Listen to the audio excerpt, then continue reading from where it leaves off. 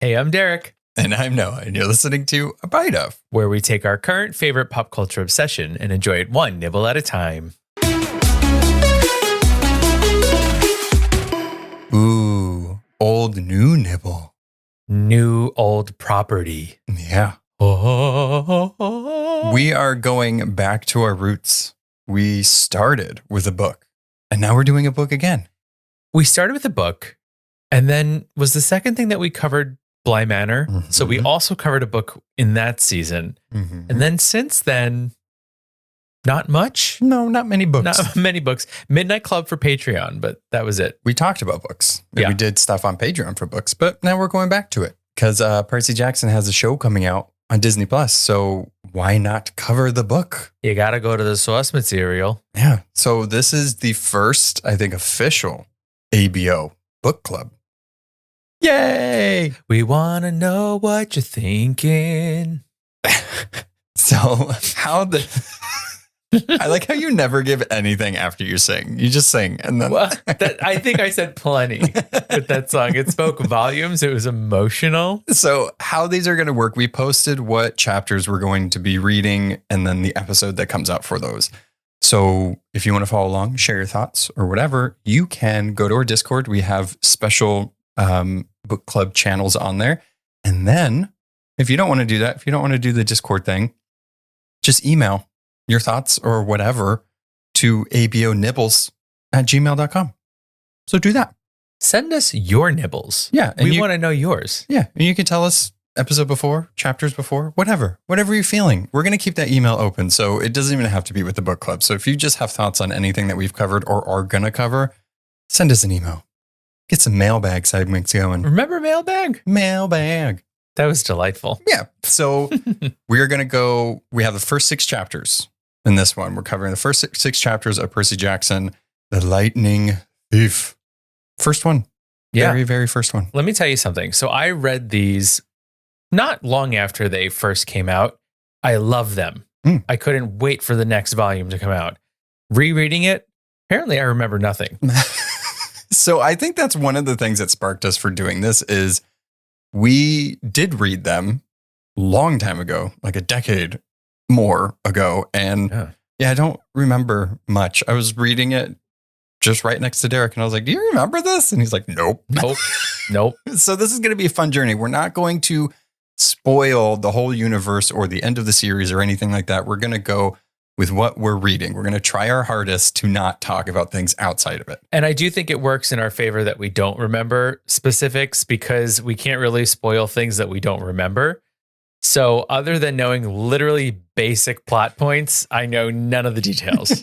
All right. So before we get into this book, before we crack it open, we are on our way to 200 reviews, Apple Podcasts and Spotify. So if you've not thrown stars our way, we would very much appreciate it if you did. Let us be in favor of our God and get us determined to be, 200 reviews, whatever that means. But they say you're not doing anything if you don't have the reviews. So go do that. How dare they say that? They do say that. We're doing stuff. Yeah, real Mrs. Dobbs, them. Oh, honey, as she says in the book. Oh, my God. All right. So spoilers for the first 6 chapters of Percy Jackson. Yes.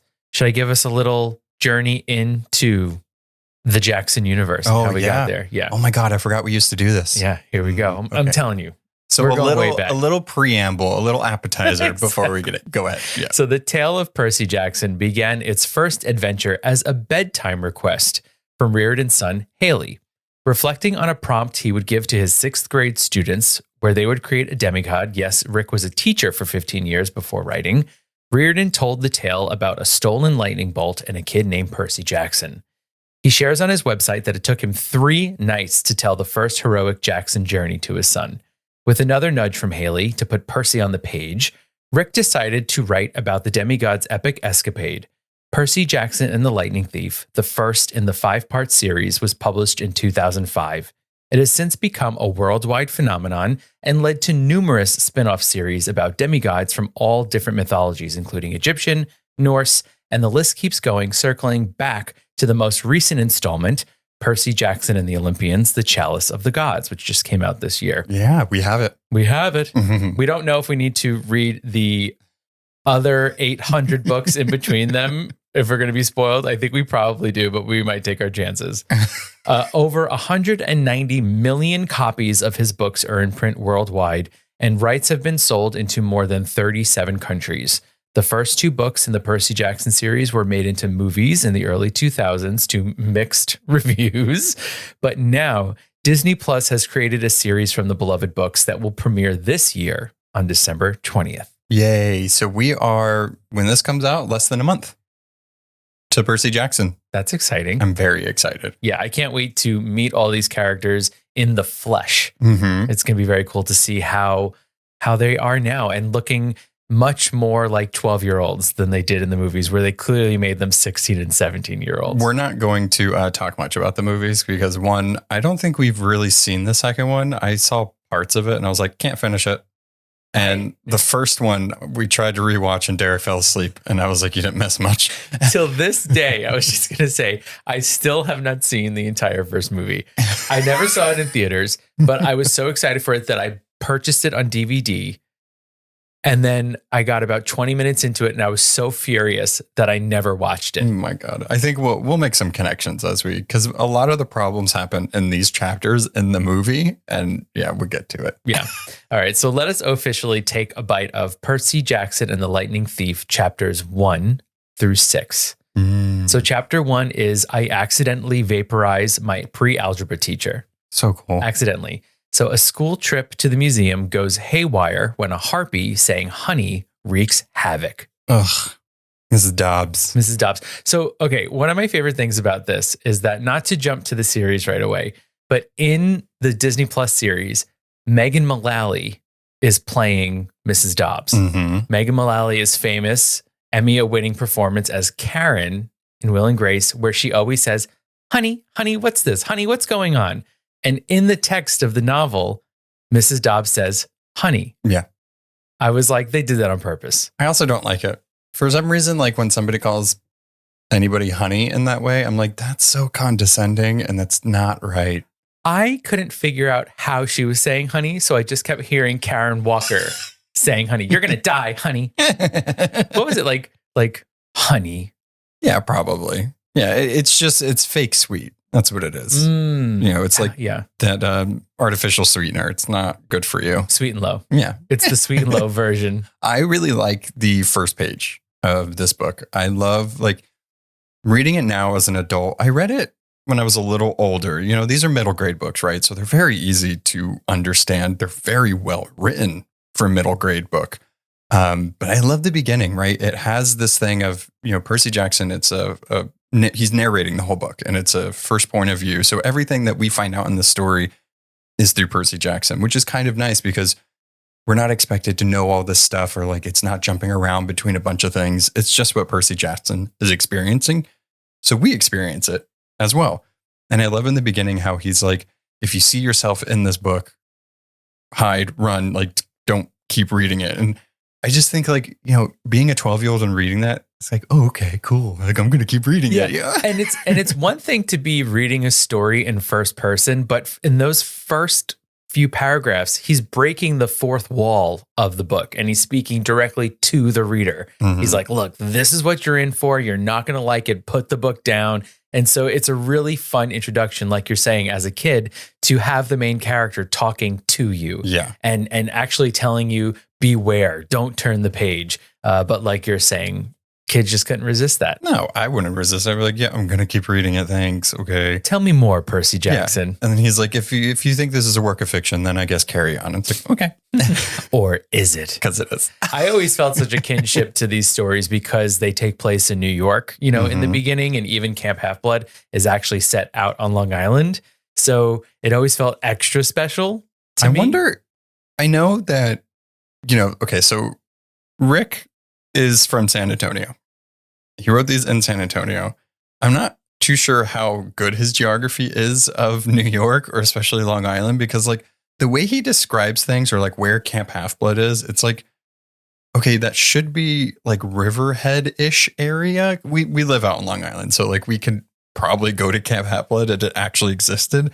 But I just love how there's ocean, and like a bunch of creeks. I'm like, where is where is this? Yeah. Sometimes I wonder, is it just a magical place so that it is like the foundation, if you were like going, if a realtor was there, is on Long Island, but once you cross the border, it's kind of its own Unknown realm. Yeah.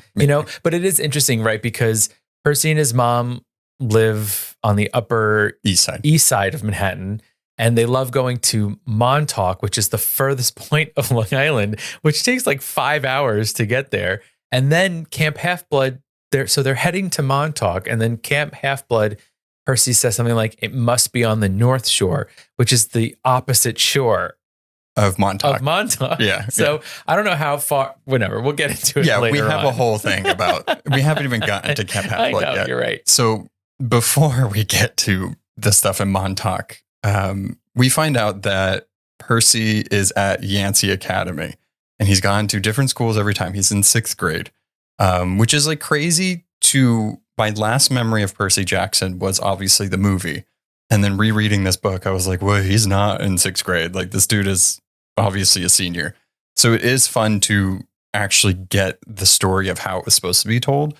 He's a child. He's young. He's a tiny little kid. But also, he's at an academy for like troubled youths that are all rich. It's a very weird school. We don't spend much time there. It's there and gone. But he always gets trouble during field trips. And that's pretty much what this first chapter is. It's setting up his school, his best friend Grover, and going on a field trip. And they're going to the Met. So they're still in the city. I don't know where Yancey Academy is located. It could be in the city, but it's also some sort of boarding school because he hasn't seen his mom in a long time. But yes, they're at the Met. And we also get a nice, I wouldn't call it an info dump, but we do get a little introduction into the setup of Kronos and his children, which is important for later on. Exactly. So, Rick Riordan gives us a little Greek mythology lesson in this first chapter, and we see that Percy knows a lot about Greek mythology. He's able to answer these questions. He gets it right. Also because he's getting pushed to know this stuff from Brunner. You're very right. Right, because Brunner is the Latin teacher, but yet always manages to Greek mythology.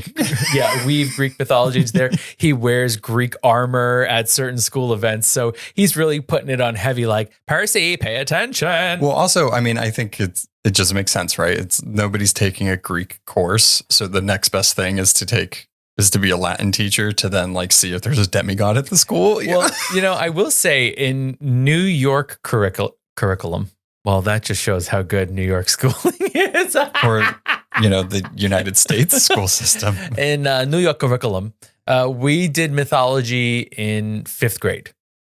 Oh, yeah. We know. No. Yeah. So that's the thing. So this kind of made sense. I'm like, it was part of our social studies classes, our history classes. So we did like Egyptian gods and Greek gods and things like that. So that makes sense. But why the Latin teacher would be teaching it, that doesn't really fit together, other than priming a young demigod to know his histories. Yeah, we also find out that he has ADHD and dyslexia. Come to find out, it's not spoiler, but dyslexia because his brain is hardwired to reading Greek, and ADHD because that's just his battle reflexes. That's just his mind always being ready. I was like, oh, okay. Like that. I mean, like if you're a 12-year-old, and as most 12-year-olds are diagnosed with ADHD in these times, I'd be like, yeah, no, these are my battle skills. Yes. I am always ready to defend my family, no matter what, or the classroom door, whatever is happening. Do not give me the Ritalin. I am battle ready. Give me a sword. Yeah. That's what I need. Exactly. It is kind of funny though reading this because you're like, oh, this is great. This is great neurodiversity representation. And then it's like, actually, no, it's not. It's demigod representation. Exactly. So in this school trip, I like how Brunner puts Percy Jackson on the spot. And like he asks him questions and everything, and he gets kind of serious for a second. And this is where you can see, because again, it's a middle grade, it's very heavy handed and like, oh, there's more to this guy than it meets the eye, because he's saying this is vital for you to know this stuff while winking. Wink. Yeah. And he's just shaking him, and he's just talking to Percy. Yeah. There's a whole class of students. What's the like horrible bully girl's name? Nancy? Bibbidi Gibbidi. I think it's Boba Fett. Boba Fett. I keep saying Boba Fett in my head because it was very similar to that. She never comes back. She never comes back, which is so funny. It's like she's such a big part of these like first two chapters, and she's so annoying, and we see her full name the entire time, but then she never comes back. She's a jerk. She's just an antagonist for these first two chapters. It's really funny. But we also are introduced to Mrs. Dodds, who's a big part of Percy starting his journey a little earlier than both Mr. Brenner and Grover thought he was going to. And she's described as this. Mrs. Dodds was this little math teacher from Georgia who always wore a black leather jacket, even though she was 50 years old, which is like, what? Like, why can't a 50-year-old wear a black leather jacket? Anyway, she looked mean enough to ride a Harley right into your locker. She had come to Yancey halfway through the year when our last math teacher had a nervous breakdown. Yeah.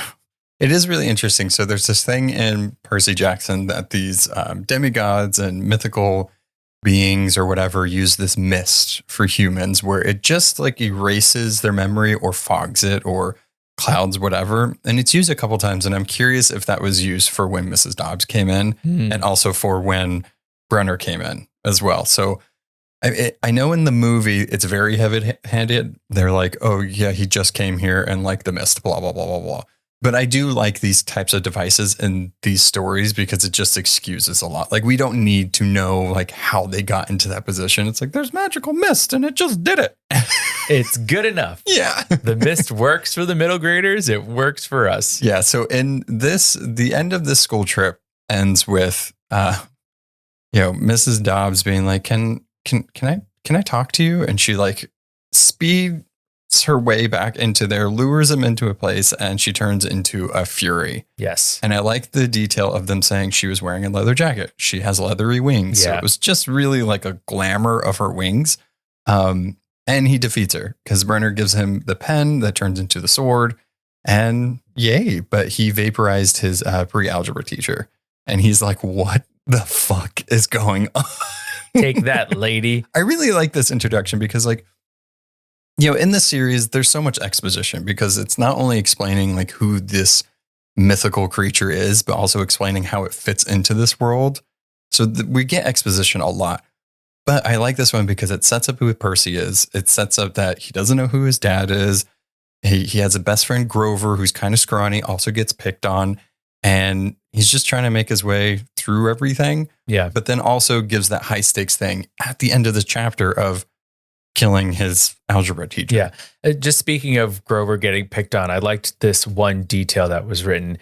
So it says, this is Percy speaking, obviously. I tried to stay cool. The school counselor had told me 1,000,000 times, quote, count to 10, get control of your temper. But I was so mad, my mind went blank. A wave roared in my ear.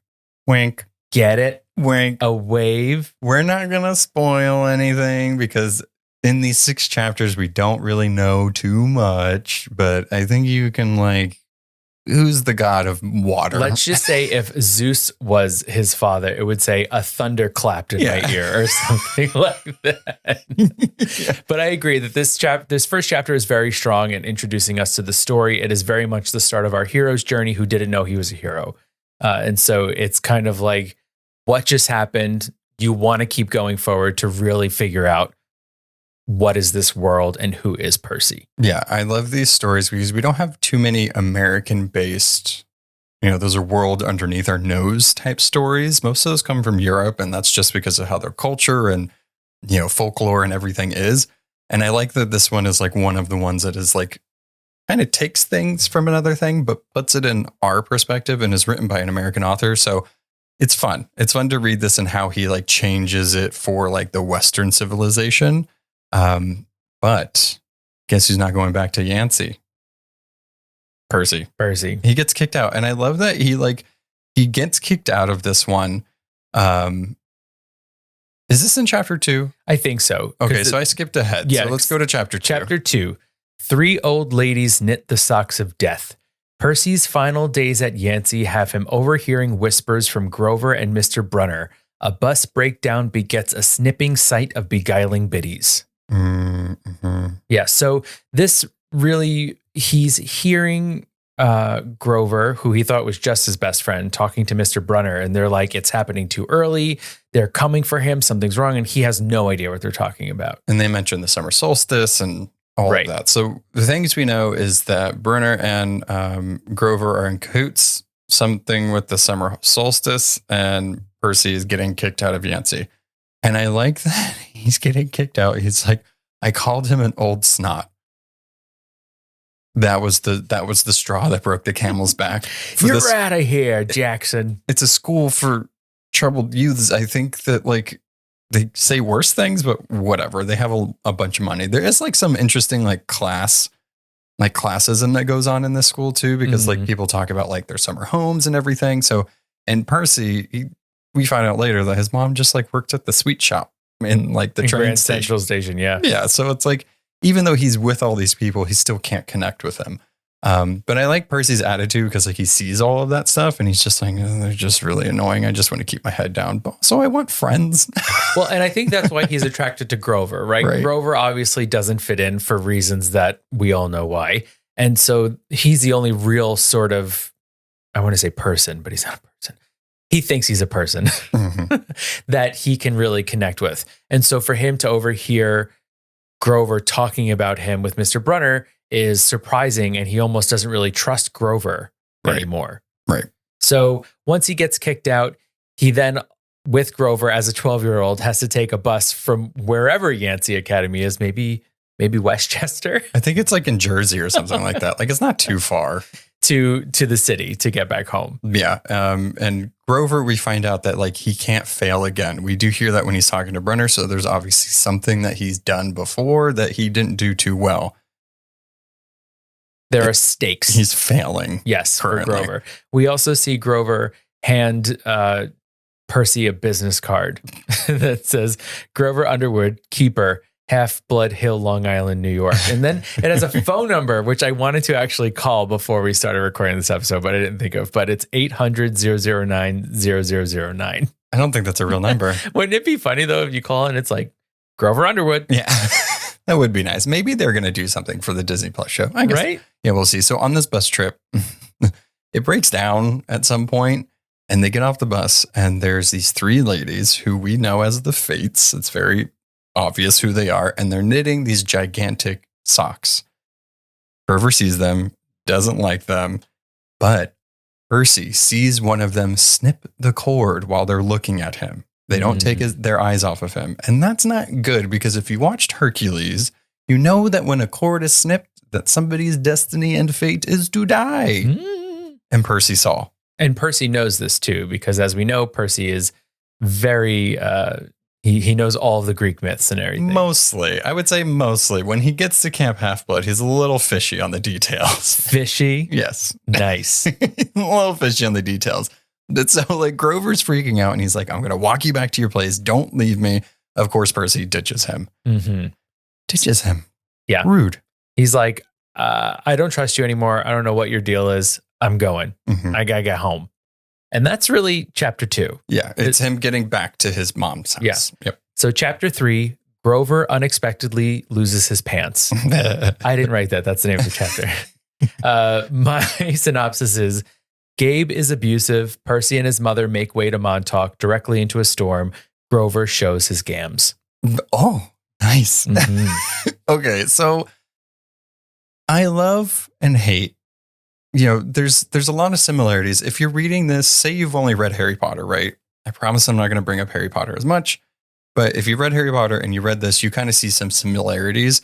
That's just how kid fiction, that's just how middle grade is. And most of these kind of stories, you need these mentors, you need this trio of friends that are going to be the big adventure. And you also need one of the parents to be married to a jackass. Yes.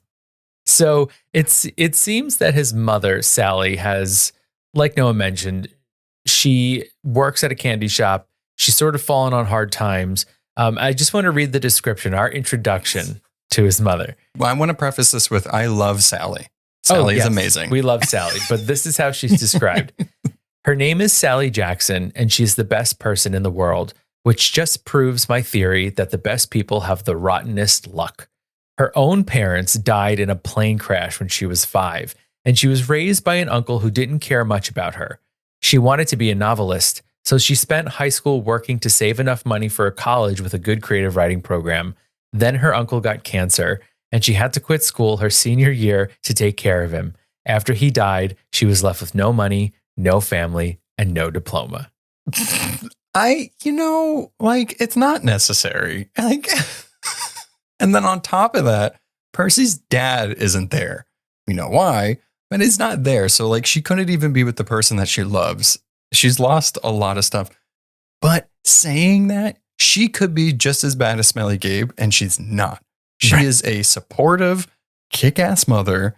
I don't know why she's with Gabe, but whatever. But she could have been a nasty person, and she's not. Yes. So this is one of the details that I completely forgot about. I completely forgot that Gabe existed, that there was this horrible stepfather that was basically, he's just, abusive. He's mentally abusive. He's emotionally abusive. He's verbally abusive.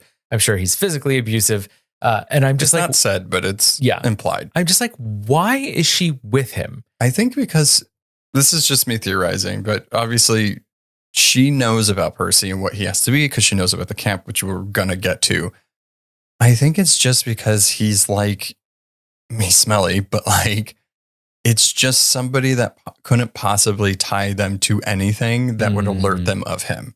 I don't know if she did it to protect Percy, but that's the only thing I can think of because, I think she says something like, he's been good to us. And it's like, has he though? Yeah. Like, I don't think he has. Yeah. I want to read the introduction to Gabe here. So it says, finally, she married Gabe Ugliano, who was... That's New York. Yeah. It's like basically he's an ugly guy who was nice the first 30 seconds we knew him, then showed his true colors as a world-class jerk.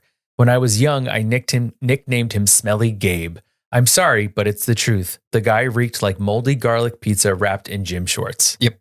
Mm-hmm. Yeah. And so he's like playing cards with his friends and he's like, empty your pockets, give me your money. And even the friends are like, Gabe, the kid just walked in the house, stop being a jerk. So not even, he's literally stealing from a 12-year-old as soon as he gets home. They haven't seen him for 6 months. He gets there and he's like, do you have any money? He's like, no. And he's like, you took a cab here. So he gives him the money. And it's just like, that's the type of person that's like, I hate him and I can't wait until they just like, he gets what he deserves. Like, please, dear God. His mom finally comes home and she knows that he's kicked out of Yancey. Of course he is. He didn't make it a full year this time, but almost did. And her way of punishing him is like, we're going to go to the beach. Let's go to Montauk. Again, amazing mother. Yes. I feel like, we know Sally knows way more than she's letting on. And so it almost feels like, I wonder if it's a tradition whenever Percy gets kicked out for whatever reason, they go and escape for a little bit because maybe something has happened at the school, like very much in this situation. Something has happened at the school that is linking him to his father and she's trying to protect him. So they need to get away for a little bit while the dust settles. Not even that. There's a whole thing with blue food.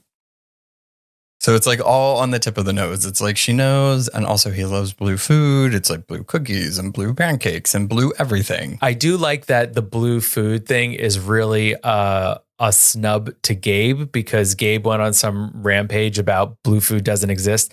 So she makes blue pancakes, blue cookies. She buys, blue corn tortilla chips. So it's almost like Sally hates Gabe as much as Percy does. But like you said, she's just doing it to sort of protect Percy in some way. But also the ocean. The ocean. Yeah. I love how he threw that detail in there, but it's like, yeah, it's the ocean. Like, we get it. The ocean. I loved when Percy wants to retaliate against Gabe. He thinks to himself, maybe if I kick you in your soft spot and make you sing soprano for a week. He's talking about his testicles. Ridiculous. Yes. It's ridiculous. So they make their way to Montauk. They're in their beachside house and a hurricane comes. There is some conversation that Percy and his mom have about the father. Not too much really goes on, but like he left, he was lost at sea, ocean. Or he lives in the sea. But she doesn't give too much away. But then the hurricane comes and she wakes up and she's freaking out. Then who comes out the door? Grover. And he's like, I was tracking you. Why did you leave me? I just had to go to the bathroom.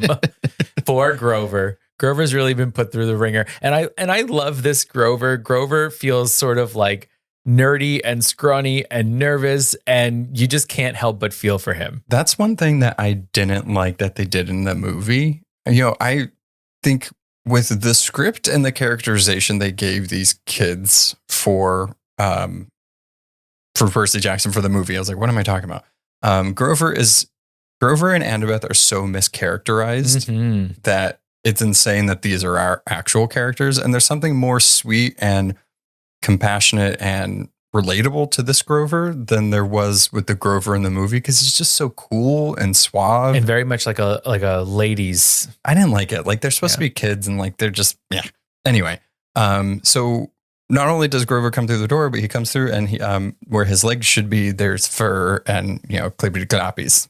Gorgeous. He's given us that little Mr. Tumnus realness. Yeah, he says one of the last lines in this chapter is, because where his feet should be, where there were no feet, there were cloven hooves. Dun, dun, dun. Cloven hooves. So that brings us to chapter 4. Yes, this one is titled, My Mother Teaches Me Bullfighting. Percy, his mother, and Grover try to beat feet, but a bull blocks their path. A golden light, a fight, and Percy's arrival at camp. That's a lot of peas. Sorry, my plosives.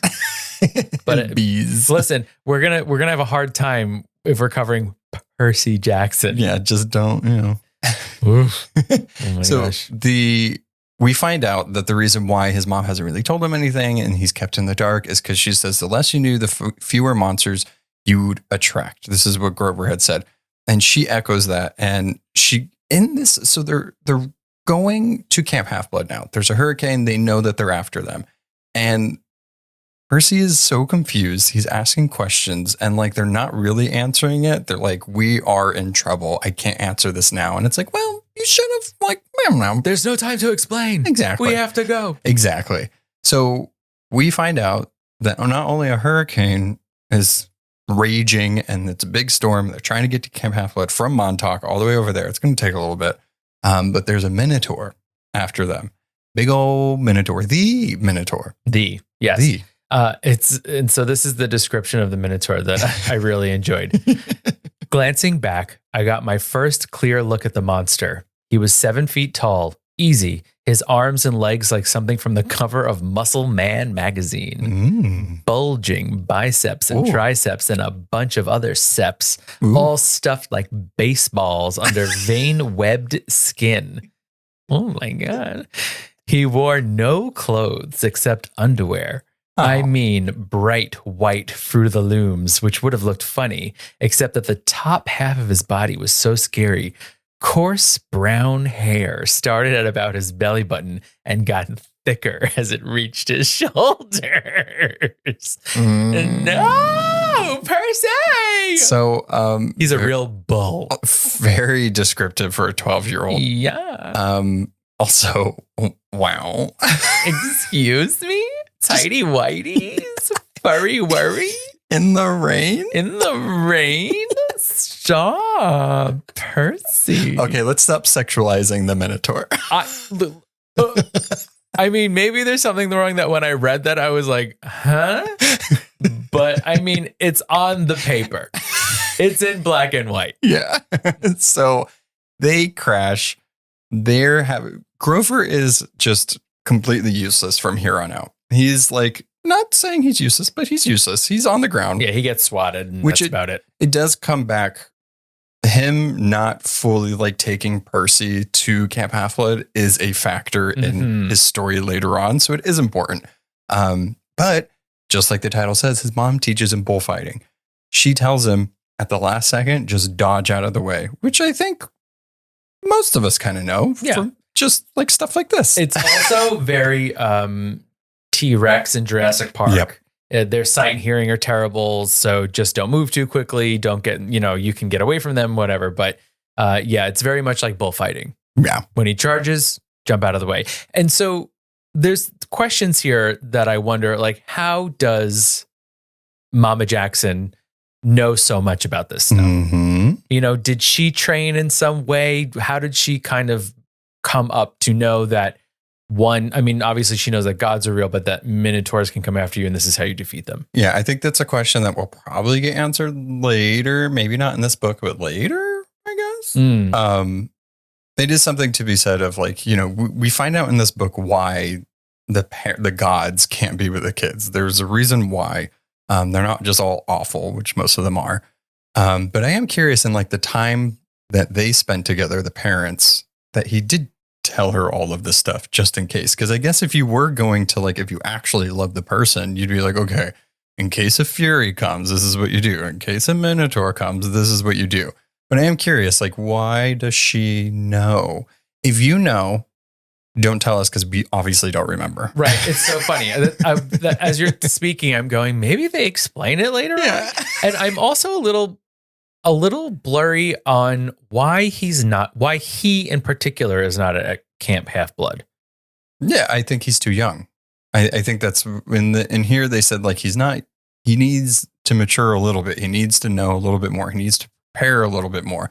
At least that's what Brunner's been doing. Like he could have taken him at any point, but he was training him and getting him ready. Just with the knowledge. Yeah, I think in the next episode that we do, I hope they explain Camp Half-Blood a little bit more because even the movie didn't explain it well. And I'm confused on like how it works. Like, do they just go there for a summer? And if they get determined, which means they find out who their parent is, then they can leave? Or are they always there? I don't know. I guess mysteries abound. So we do also find out that Sally cannot go to Camp Half-Blood. And she keeps telling Percy, just take Grover and go, take Grover and go. And of course he doesn't want to leave his mother. While he's fighting the bull, part of one of his horns comes off. He's able to stab the Minotaur with it. But before that... Oh yeah, he kills his mom. Yeah, there you go. Important. I was like, wait, how did he kill his mom if he already died? Important. Yeah. So the monster basically like chokes her and squishes her and then she turns into golden light. Yeah. And same thing happens to the Minotaur when he stabs him. Yeah, and then Percy ends up stabbing him. So that was another moment that I looked at Noah and I was like, Percy's mom dies? Yeah. We were like, wait, what? We were both very confused. These early chapters, I think we have also been in the mist for far too long. It's been like 15 years? Yeah. I don't know. I was a long time. I think I started reading them when I was in college. It's been so long. When I was like 18. So that was 20 years ago. Yeah. It's been a long... Woof. Yikes. It's been a long time. So this is fun. 20 years didn't come out until 2005. Around then. It's been fun rediscovering this story though. Yeah. Because it's good. And I like it. So Grover and Percy make their way to camp. Yes. So chapter 5, I play Pinochle with a horse. So Chiron and Dionysus and Pinochle, oh my. Percy is told the truth about the gods and discovers there's more to Mr. Brunner than meets the eye. Oh my God. What is up with him? So this chapter really begins. So once Percy crosses the line into Camp Half-Blood, he collapses. And so he's being nursed back to health by various people that he has no idea who's nursing him back to health. But this is our first introduction to ambrosia and is it nectar? So that they taste like your most fond memories, your most delicious things. And so what is it, like buttered popcorn and chocolate chip cookies or something like that? I think his is the home cooked cookies. The cookies. Yeah, the homemade cookies that I was going to say home cooked cookies that his mom cookie. that his mom made. Like that's the thing. And like he could have sworn that he was drinking a warm drink, but it wasn't. And it also seems very powerful because Grover's like, no more. Like you can't. I think it's like you can get addicted to it. Yeah, you can't have more than just that. But we also kind of get glimpses of our number 3 in this trio, Annabeth Chase. And we do hear in his like waking up and going back that like, you know, he's the chosen one. He must be. Then we hear somebody say, be quiet, don't say anything. He's still kind of conscious, like, shh. What is it about not telling chosen ones that they're the chosen one? For us, nothing to do with them. It's all because of us. It's like maybe if you just told them from the beginning, then they would know and they'd be able to train appropriately. I mean, maybe though, like maybe they don't train and they're just like, I'll be fine because like I'm the chosen one. I guess that's something to be said about the hero's journey, right? Is that they have to go through trials and tribulations to fully rise to their potential and know who they really are. But like if you just told the guy, he'd be set. So we have this new baby little half-blood He's new to camp. He's new to everything, but he killed a Minotaur, which a lot of people at camp apparently cannot say that they've done because they've just been training. So already he's like the talk of the camp. But with that, typically brings like bullies and like eyes on you that you might not want. And Percy's not the type of person that would kind of want something like that. Yeah, because I think that there are certain like gods and their descendants who feel jealous that they aren't the ones who rose to fame or that defeated the Minotaur or did whatever. We do find out that there is like the big three, right? It's like Ares, Zeus, and Poseidon. And so like, especially people in those houses are going to be like, have bigger heads than most of the other people, or other people like vying to do better than them. So yeah, there's a whole hierarchy that goes on within these like 12 cabins or 12 houses or whatever you want to call them. It's interesting. He went from one school where it was like, oh, well, these people have money and I don't, to like kind of the same thing, but more like literal power and not just money. Yeah. Percy can't catch a break, basically. No. And he's also, with these kids who have known about Camp Half-Blood, have been training. So they already have an upper hand on him and are holding it against him that he's almost had an adventure already. I do love in this chapter because we get some more descriptions of Camp Half-Blood as we go. But I really like the descriptions. I think Rick, I'm using first name basis. Rick. I did meet him once. Had a book signing at the bookstore. Very nice guy. But he does great with the descriptions of this. And it very much seems like it was essentially like you put Greek architecture in this camp in the woods in Long Island. And that's what it is. So there's 12 houses. He gets a little tour of Camp Half-Blood with, does Brunner give it to him or Grover? So in this particular chapter, he just talks to Brunner and he meets Dionysus. Right. And he's told about Camp Half-Blood and why, and this is something that I appreciated. I remember even when I first read it, that Mount Olympus is not a stationary thing.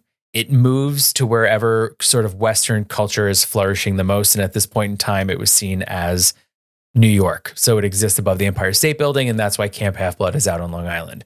They talk about it's like the heart of, the soul of Western civilization. And that's why they moved here. So they've moved a couple times. Right. And that's why you have like Zeus and you have like Odin and like, it's just wherever they've moved. Mm-hmm. And now currently they're just in America, which I do want to say, like, there is something funny for this whole thing, right? Of like, the kid knows nothing about anything. And then like, he's like going to be on a quest to save Western civilization. And it's like, okay, like, what exactly does that mean? I don't think they're the best, but it's fine. That is unfortunately the weight that a hero has to have on their shoulders. Oh my God, no, it's ask no questions and just do it. Me. And we're also introduced to Mr. D, Dionysus, who is sort of an interesting character. You don't know whether to love him or to fear him. And so I think that we see that he can get a little scary. Percy says, I saw visions of grapevines choking unbelievers to death, drunken warriors insane with battle lust, sailors screaming as their hands turned to flippers, their faces elongating into dolphin snouts. I knew that if I pushed him, Mr. D would show me worse things. He would plant a disease in my brain that would leave me wearing a straitjacket in a rubber room for the rest of my life. Yeah, he questioned him being a god. He was like, you a god? And then he shows him all that. And it's like, ooh. Like, let me tell you a little story, kiddo. Yeah, look into my eyes. Dun, dun, dun. So Dionysus is the god of wine, if you want to put it simply. And he does not want to be there. He's essentially like the headmaster, the camp leader, director of Camp Half-Blood. And he's there because he's in trouble. He's grounded, literally. For a couple centuries. So he had a chance before, and now he got grounded there. He's got a bit of a chip on his shoulder, and now he's just a babysitter, and he does not like it. No, he can't even like summon wine and stuff like that. He has to do Diet Cokes, which Grover eats the cans. I didn't know satyrs ate I guess he's metal. Part goat? Yeah, but do goats eat metal? They eat trash. Yeah. They eat trash. That's aluminum? Like a thing. Yeah, sure. Okay. It's good for them, but for Grover, he loves it. Okay. And then, of course, we get the big reveal that Mr. Brunner steps out of his mystical wheelchair and he's actually Chiron. Yes. And if you have read The Song of Achilles by Madeline Miller, you know that they're a big character in that one. They are the centaur that trained the heroes that we know in mythology, like Jason and Hercules. And now he's training Percy. Did you cry after reading Song of Achilles like everybody else in the world? I did. Yes, so did I. All right, on to our last chapter for this episode, chapter 6. I become Supreme Lord of the Bathroom. A tour of Camp Half-Blood deems Percy undetermined and ends in a tidal wave of toilet water. Yeah. So I like how we didn't necessarily know what was going to happen in chapter 6, but I like this stopping because one of the big things that's going to happen at camp is capture the flag. And this is leading into that. Mm-hmm. And right before we find too much information out, we get introduced to some of the cabin people and one of our antagonists that is at camp. I don't like her, but Annabeth Chase, love her. Annabeth. Did I say Annabelle? I think I said Annabelle before too. Did you? I didn't catch it. Maybe. Annabeth. Oh my God, I'm so sorry. Okay. It's only our first episode. It's first episode. But so Annabeth Chase, love her. I love how he describes her too. And he's like, she has, her hair is like curly like a princess. And I'm like, a 12-year-old would say that. But I'm glad that he's like respectfully describing this person that he's obviously infatuated with. It's very cute. Yes. I like it. There is that moment right away where you're going, this could be more. Yeah. We also learn a little bit about Grover and that he has to reach a goal and demonstrate great courage by succeeding as a keeper, which we're not really sure if he's done yet. He's failed. Yeah, basically. And, he doesn't want to fail again because I guess he can't continue to be a keeper if he fails. And then what does a satyr do if they're not a keeper? He doesn't want to do it. Right. Obviously. Right. And then, of course, we do go on the tour. And this is actually one of my favorite things, I think, in any sort of, kids book where there's people from different places or houses or whatever you want to call it. We get to see the very personality of those people that are living in that place.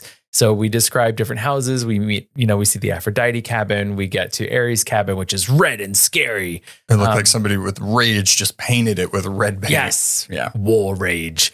And we also get to Hermes' cabin, where we meet Luke, who is 19 years old, has a beaded necklace, and is very welcoming to Percy as an undetermined and not an actual child of Hermes. This is really fun too. Like thinking back on the setup for this stuff. Luke is important to the story. But I like how like the gods that they're under, it just like all makes sense. Hermes is a very interesting god. He's actually one of my favorite ones because he's so complicated and can be scary. And like his whole thing with like Circe, it's just really cool. But he's also the god of travelers. So that's why this cabin is one of the most packed cabins because until you're determined, meaning you know what cabin you should be in, everybody goes to Hermes' cabin. And also, Annabeth is there too, because she doesn't know. So it's really nice. How is there no mythical determination DNA test? Some Maury Povich of the Greek gods that can say, you are the father. I think it's like one of those things where it just adds to the story, right? It's like, who are they? Like, he felt a raging ocean in him. Like, they can't just ask questions like, do you feel any of these emotions? Would you describe a stomach ache like this or like They this? don't have a BuzzFeed quiz, and that's our problem. That's what we're upset about. It is funny, though, because I think on the back of the book or the inside flap, whether you're reading paperback or hardcover, it literally says Percy Jackson, demigod, son of... Yeah, I mean, it's not really a spoiler, right? It's like he's the son of Poseidon. I think it's like... Oh, spoilers. It's all over the place. And also this book is like 20 plus years old. So we know. But it is fun. It like adds to that thing, right? Of like, which house is he going to be in? Like reading it for the first time, you don't really know. And like, who are his friends going to be in? Yeah, it's really cool. I like it. But there's no space in there because there's so many people seriously asleep on the floor. But he does find out that there's like a capture the flag thing. It's like a big thing that's going to happen there. But we also do meet the jerk of the camp, Clarice. And of course she comes from Ares. Like that's her dad. Yeah. Apparently she's giant. Yeah. She's well, actually what I liked about the description of Clarice, again, I keep going back to the descriptions that he uses, is that like, she's not bad because she's big. She's not like mean because she's like a big person, or like she towers over people or whatever. It's like she abuses her power, yes. But like, I liked in the description that it wasn't like, oh, of course, because she's big, she's mean, or, like demonizing it in a way. She just chose to be mean. Yeah. Well, the way I saw the description is him going, she's so strong. Exactly. She must be so strong because she looks like she could, lift a school bus or whatever it was. So I agree. I did like that. But of course but she is a bully. Right. And so she is our first real, other than the Minotaur and Gabe, antagonist here at Camp Half-Blood. And they do have a little bit of a showdown in the bathroom where she wants to give him a swirly. Yeah, she goes and tries to give him a swirly, and he feels a tug in his stomach, which I love that descriptor, right? I think that's like something that you can as like a 12-year-old or us as adults, like could feel that. Like we get those feelings sometimes, and the toilets hose them down, and not just like spray water. No, literally pushes them out of the bathroom. Geysers. So all of the camp can see what Percy just did. If you don't know who his father is at this point, like, it's water. Do you see what we're doing here? But I love that Annabeth, one of her first things was like, I want you on my team. Like she knew the second that she saw him, she's like, it has to, like, there's something important about you. And you're going to be on my team for this capture the flag. And that's where we end. That's where we end our first 6 chapters. I think it's such a great start, right? I think if the first 50 pages don't really hook you, maybe the book's not for you, but I wanted to keep reading. But because we're doing this book club, I was like, no. Yes, we have our players in place now where we are very solidly on the hero's journey. And we are learning a little bit more about each of them as we go on. I'm very much looking forward to our next 6 chapters. Oh, very exciting. Is there anything else that you wanted to say about these 6 chapters before we... Oh, go ahead. No. I was going to say, I just think it's a solid introduction, and so it's bringing me joy, kind of feeling that joy again that I felt when I was first reading it. And the fact, like I said, that I've forgotten so many of the details, it is sort of like reading it new again. For the first time. Yeah. I do like the detail that we find out that satyrs mature at like half the rate that people do. So like Grover's like in his 20s technically, but still in 6th grade. But he was in 6th grade. I like those little details that they give for the story. I'm very excited. Next episode, we'll post it in Discord or on socials, but a quiz to find out what cabin that you're in. I'm very curious to see what cabin Derek is in. Watch it be Aries. It's always the nice ones. I could be powerful. Thank you very much. I feel like I'm going to be in a jerk cabin. I don't know. I'm scared. That would be, maybe you'll be Hermes, perhaps. No, well, I mean. Oh, come on, kombucha girl. He said kombucha. Artemis? No. We'll see. Okay. Yeah. But don't forget to tell us what you think about these first 6 chapters. You can do it on Discord, or you can email abonibbles@gmail.com. abonibbles. And then next week, we have our next chapters. Exciting times ahead. Goodbye. Bye. Thanks for listening to A Bite Of. Artwork and editing by our own Noah. Be sure to follow us on Instagram and Twitter at A Bite Of Pod, and on Facebook at A Bite Of. If you have any questions, recommendations, or just want to say hi, you can contact us on abiteofpod.com. Please be sure to subscribe, rate, and review to spread the word. See you next time on A Bite Of. Bye.